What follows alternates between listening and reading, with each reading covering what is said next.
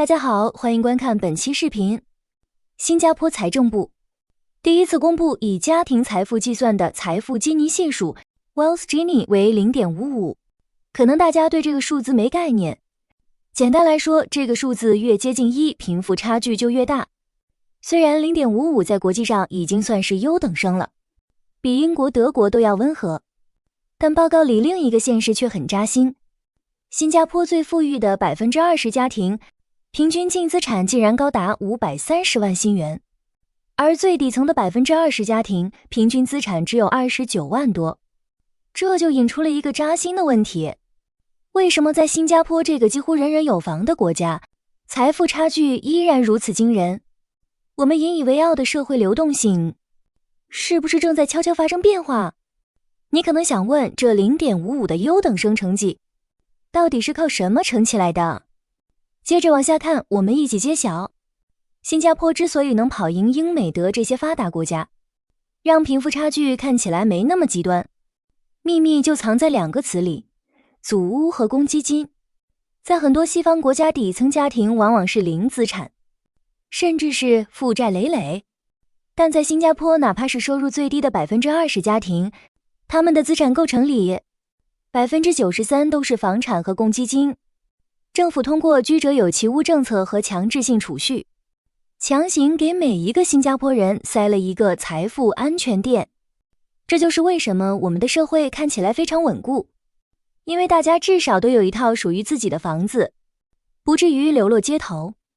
这种全民持产的模式确实缩小了贫富差距的账面数字，但问题也恰恰出在这里：当你的财富被高度锁定在房子里的时候，你和那些真正有钱人的差距其实在悄悄拉大。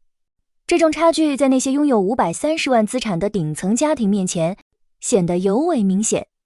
咱们来拆解一下这530万资产的构成。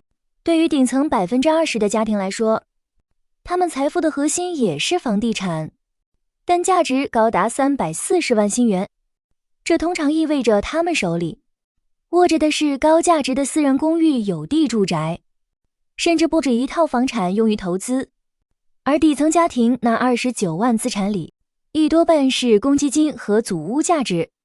顶层家庭的资产具有极强的变现能力和增值潜力，他们可以利用金融工具让钱生钱。